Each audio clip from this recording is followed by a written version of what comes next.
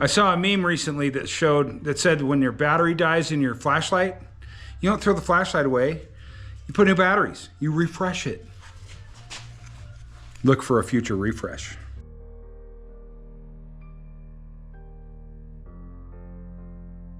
Hola, friends. Welcome back to the Mr. Mills channel. My name's Mr. Mills, or Rip, as most of my family knows. Welcome back. So far, you all have seen driving and adventure videos. This is going to be our first attempt at a in the shop video.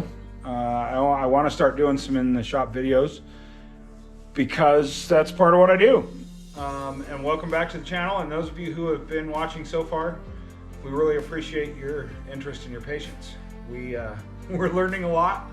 We know that microphones and camera angles and things like that need working on, and we're doing it. So we've got more going on, and we've got more tools, and now today we're going to try a first attempt at an in the building video. So I bet there's going to be a learning curve in that as well.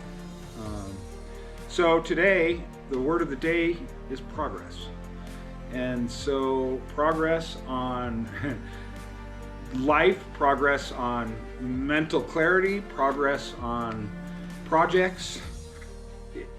I've started to mention a little bit about what the intention is of our video and why I'm here to share these.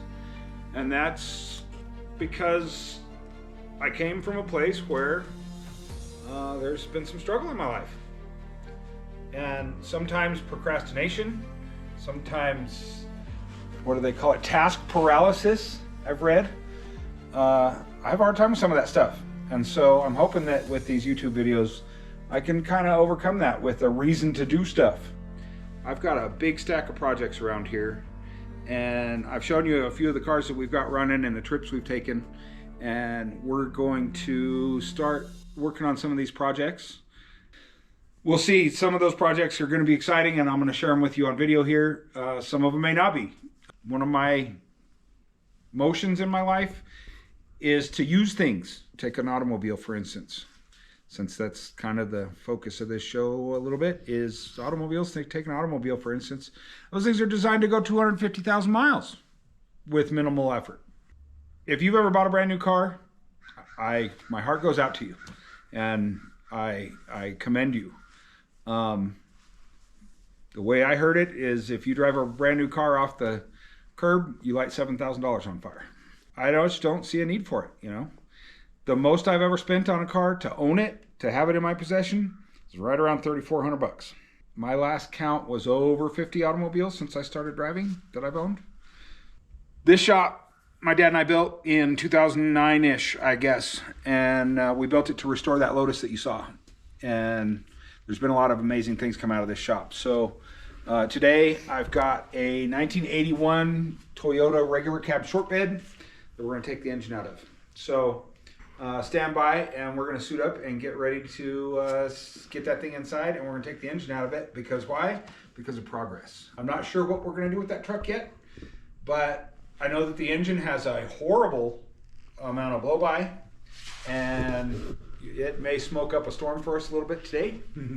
But we're going to fire it up and get it in the shop, and we're going to jerk the engine out of it. I may budget style rebuild the engine, rings and bearings and that kind of thing. I may leave the engine out and put an aluminum 5.3 LS3 in it. I don't know. We're going to see. But the progress needs to happen. We need to take the engine out of it. So stand by, folks, and let's dig into taking the engine out of this 81 Toyota pickup truck.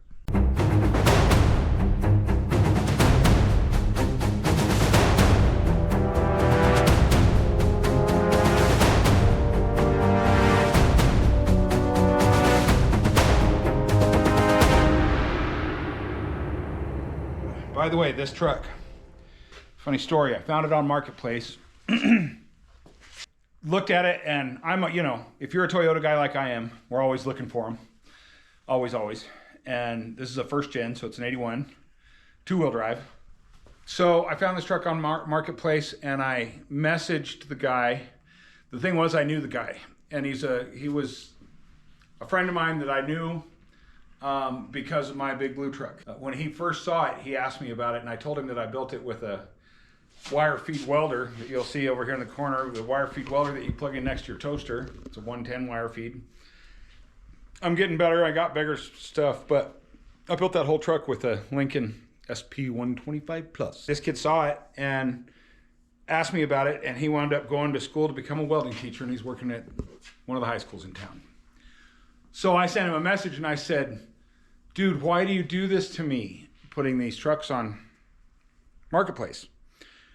He sent back and he said, oh, for you, I'll give it to you.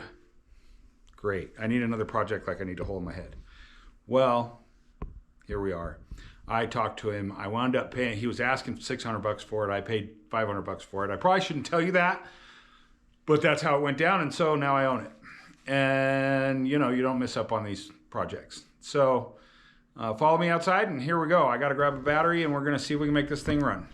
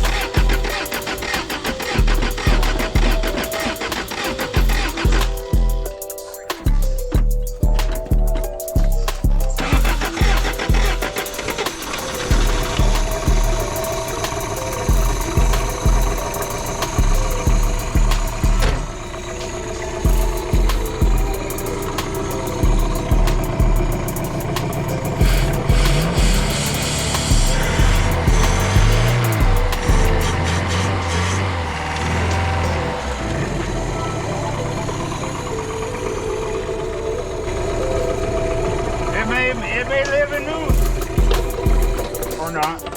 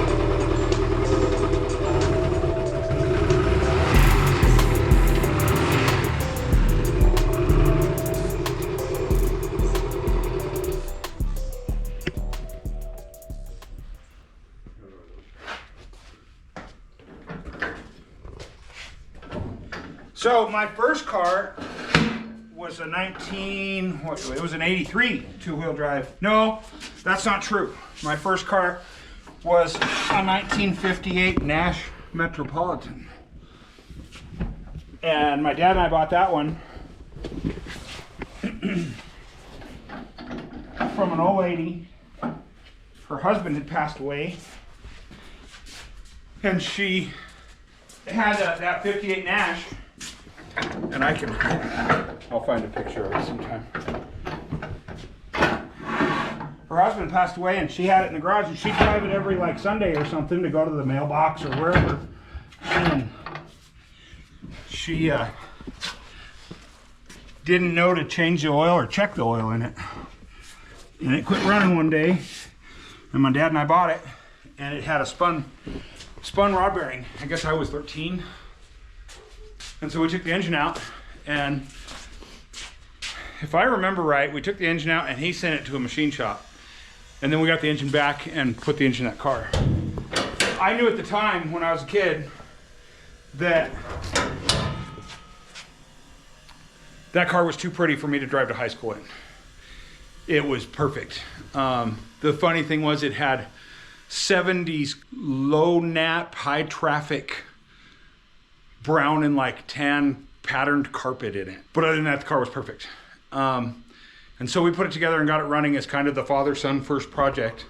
I drove it around a few times. We never did insure it or register it because we took it to the Albuquerque Classic Car Auction and sold it. And with the proceeds we got from that car, I bought a truck almost identical to this. And it was an 83 two-wheel drive. My mom had a 1980 regular cab long bed four-wheel drive, and I grew up with that truck. And so that was the one that really got me started with Toyotas.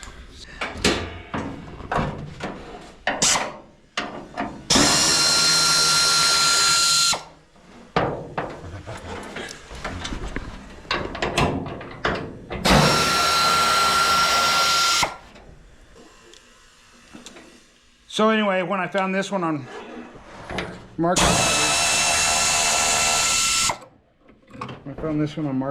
I just had to have it. And he was gonna give it to me. Isn't that funny? Now notice that I'm taking very good care of the paint. It's a show truck. It's a show truck. It's a show truck. Just stay there.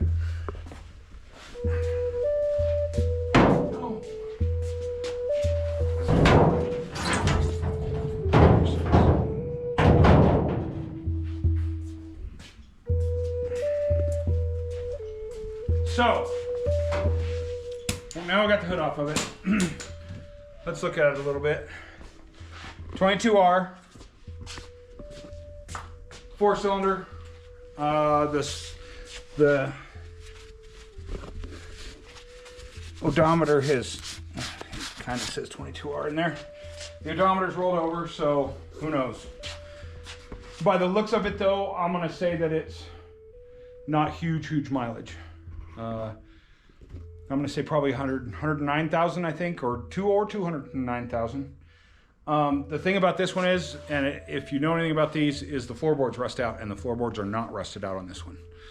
So it's actually kind of a nice little truck, despite, albeit, just a little rough around the edges. But 22R, 4-speed. One of the big tricks, come look over here, follow me, Mr. Camera. This guy right here, air conditioning, baby. Thoughts and aspirations is this would be a great daily driver, parts hauler if I get the AC going.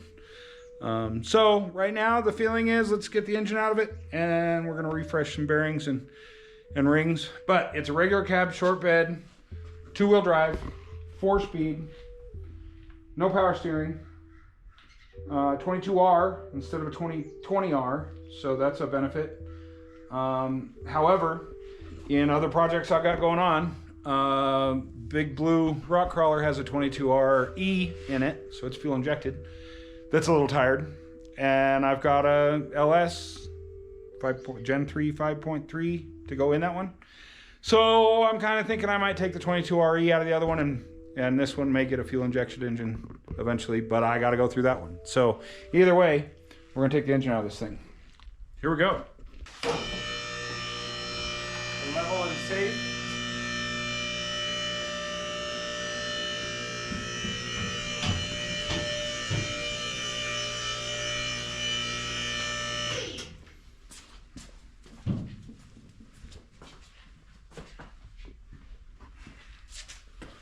Good.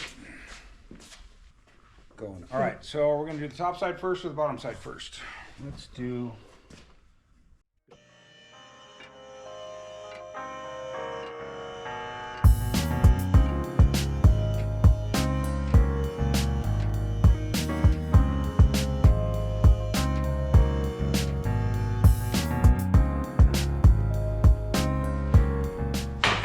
So I think this time I'm going to try to do the bottom side first, just because, I don't know,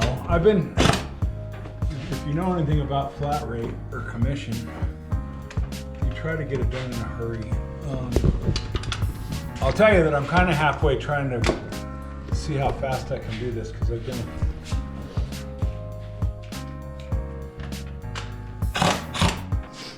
even with safety glasses, I got dirt in my eye. That's right. Par for the course. So, you know, I know some of you are like, well, why is he doing it all on the bottom first? Well, gravity's gonna hold that thing in place. So I'm not really worried about it falling out. And the other reason is I wanted to get the mounts of the air conditioning compressor off first.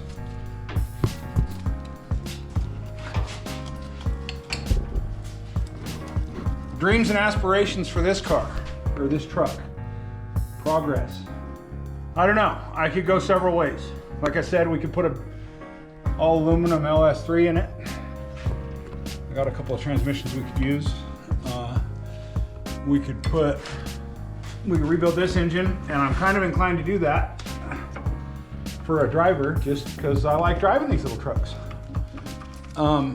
So I'm thinking about just refreshing this engine as much as I can. A little bit it drives. I drove it some more before I did today, and it feels pretty strong. I mean, the chassis feels strong. The brakes feel good. The suspension feels okay. The engine clearly does not feel strong. It tends to smoke a little bit. I don't know if you noticed when we had the hood off and it was running, it had quite a bit of smoke coming out of the valve cover.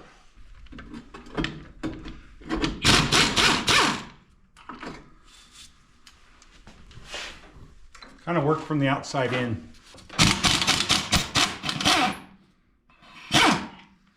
I've been doing this long enough that I can get away with just putting a bucket and keeping all the bolts. If you're not that skilled yet, there's another way of doing it. Can I show you? I know it's a little dark. I mean, it's a little old. It's been covered in dirt, but if you're gonna take something apart and it's gonna stay apart for a long time, it's worthwhile to go through, and what I do is I poke holes in it, and there's a circle around there, and that says motor mounts. I know it's hard to see, but this is for my turbo engine for the other truck. And the thing about this is that every nut and bolt will go exactly in the same hole it came out of years later.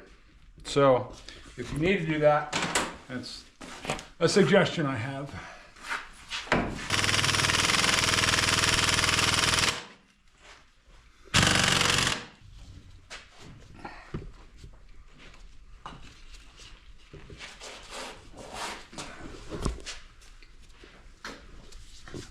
Might work.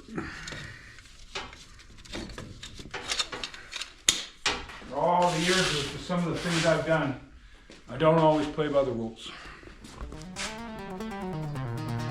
Okay.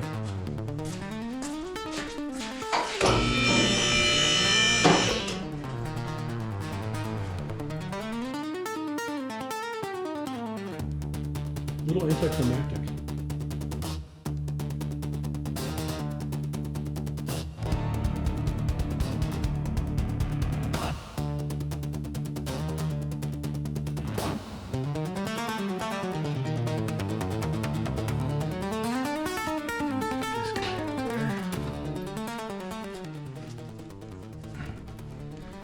Just the throttle cable. Can I do it by bare hands? Yes.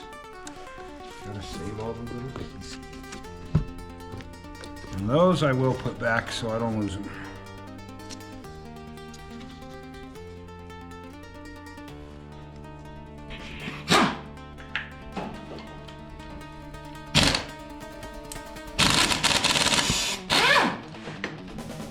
And you have it. Go. And we're gonna put that. Just put it in there.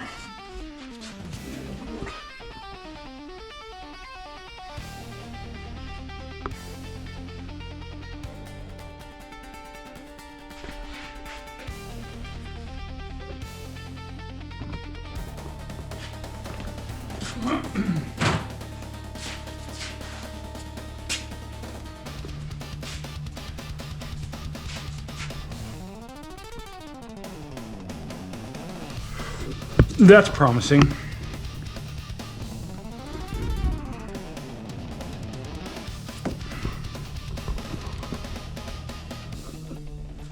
We'll have to figure this all out when we put it back together.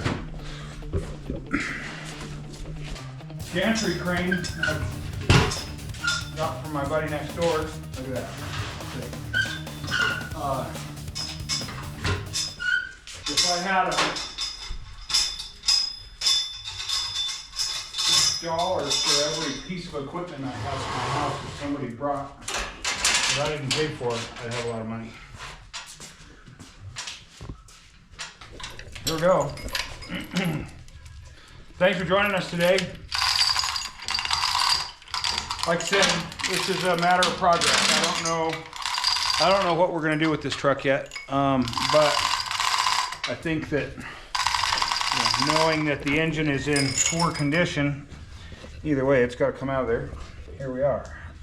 Let's see. That guy's free.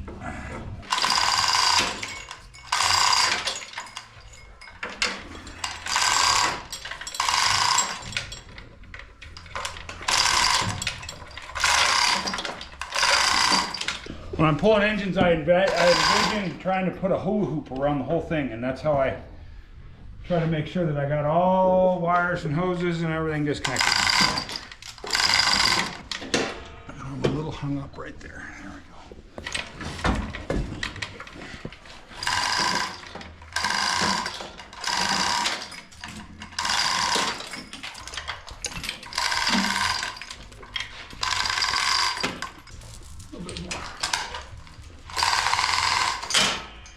And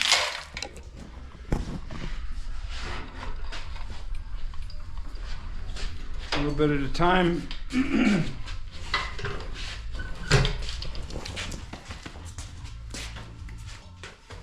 The venerable 22RE. No, this is not an RE, this is a 22R. Thank you all for joining me today. Beginning video in the workshop. I like my little shop. A lot of magic's happened out here. So we got the engine out of the little Toyota. Watch for a next episode. One of the future episodes, we'll take this engine apart and measure it and evaluate it and see what we got to do to make it run again, if that's the direction we plan to go. I hope everybody has a great day. Happy New Year. Tomorrow's New Year's Eve. Thanks for stopping by the Mr. Rip Mills show, and come back and see us again real soon. Thanks. Have a great day.